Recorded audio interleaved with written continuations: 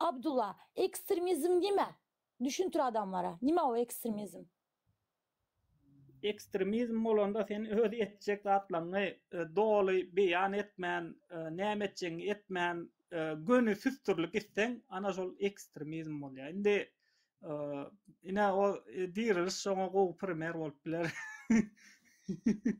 Ýöne haçanda diňe olam däl, biziň özümizem etjek hereketlerimizi doly düşündirmän, doly Sen tolka dirilişim ekstremizme bilmem. çağırıtan dep pikir edössen. Ya başka aktivistlerin var mı sen düşüncende şoňa çağrışadan?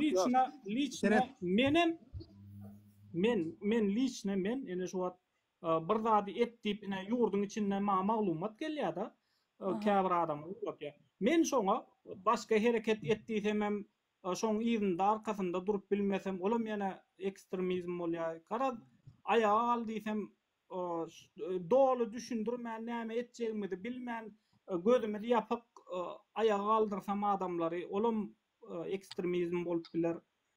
Özüm meselem men dünýeden doýan adam.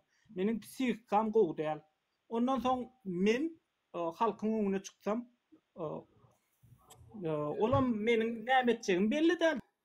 Kara Tamam. Senin düşüncende dirilişe ekstremist tutupsan ve dirilişten başka senin pikirinçe ekstremist var mı aktivistlerin arasında?